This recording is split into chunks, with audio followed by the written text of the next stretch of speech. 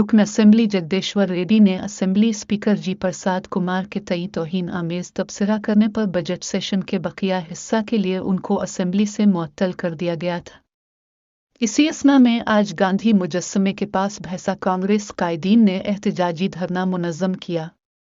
इस मौके पर मार्केट कमेटी चेयरमैन आनंद राव पटेल शेख अमजद ने कहा कि आज का यह एहतजाज टीपीसीसी सदर महेश कुमार गौर की हिदायत पर मुनज़्ज़म किया गया।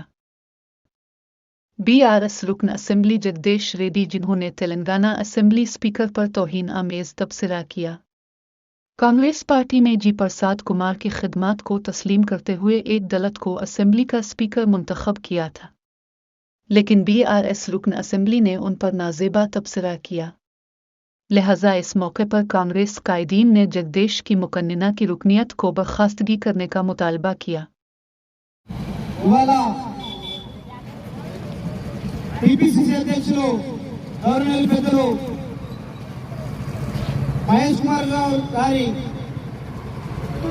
ఆదేశాల మేరకు ఇలా ముదోల్ నియోజకవర్గంలోని బైసా పట్టణంలో మార్కెట్ కమిటీ చైర్మన్ గవర్నర్ పెద్దలు ఆనంద్ పటేల్ గారి నాయకత్వంలో ఇవాళ జగదీశ్వర్ రెడ్డిని బర్తరఫ్ చేయాలని చెప్పేసి అసెంబ్లీ నుంచి సస్పెన్షన్ వేయాలని చెప్పేసి కోరుతూ నిరసన కార్యక్రమం చేస్తా ఉన్నాం।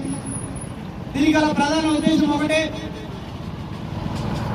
రాష్ట్రానికి అసెంబ్లీ అనేది దేవాలయంతో సమానం। అసెంబ్లీలో స్పీకర్ అనేది ఎవరైతే ఉన్నారో ఆయన సుప్రీం, అటువంటి స్పీకర్ని పెట్టుకొని ఏకవచనంతో మాట్లాడినటువంటి మాజీ మంత్రివర్యులు జగదీశ్వర్ రెడ్డి గారిని బర్తరఫ్ చేయాలని చెప్పేసి, అదేవిధంగా శాసనసభ నుండి ఆయనను సస్పెండ్ చేయాలని చెప్పేసి కోరుతూ టీపీసీసీ అధ్యక్షులు ఆదేశాల మేరకు ఈరోజు ఇక్కడ ధర్నా ప్రోగ్రాం చేయడం జరిగింది। శాసనసభలో అధ్యక్షులు గారిని గౌరవపరిచి జగదీశ్వర్ రెడ్డి మాట్లాడిన ఆ మాటలు ఈరోజు రాష్ట్రమంతా దేశమంతా బాధపడుతున్నారు।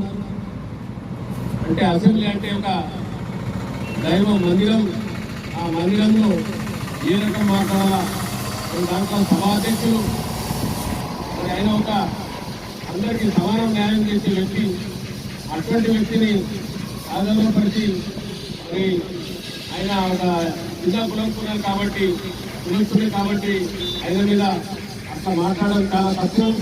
మరి ఈరోజు మేము ఒకటే అడుగుతున్నాం, మీరు ఇష్టం ఉన్నంత మాట్లాడింది 10 సంవత్సరాలు ఈ ప్రభుత్వంలో ఆయంలో మేము చూసిన గవర్నర్ గారు భాష వస్తే ప్రోటోకాల్స్ గా పాటించలేదు। మరి అప్పటి నుంచి మీకు అది అలవాటు। ఈరోజు మరి మేము ఒకటే కాంగ్రెస్ పార్టీలో చెప్తున్నాం, మీరు 10 సంవత్సరాలు రాజకీయం చేసిన తర్వాత ఇంకెందుకు ఎంత కావాలా, ఏదో అవకాశం ఇచ్చిన తర్వాత కాంగ్రెస్ ప్రభుత్వం మొదలైనది ఈ రకం మాట్లాడడం చాలా తప్పు। ఎందుకంటే అసెంబ్లీని అగౌరవపరిచి మరి మీరు మళ్ళా మీరే మాట్లాడతారు, హరీష్ రావు గారి కేటీఆర్ గారు మేము ఇలా మాట్లాడి అలా మాట్లాడారు। ఏంది ఇది? ఇప్పుడు ఏమున్నది మీ దగ్గర? ఏ రకమైన పవర్ లేదు, ప్రజలు లేరు।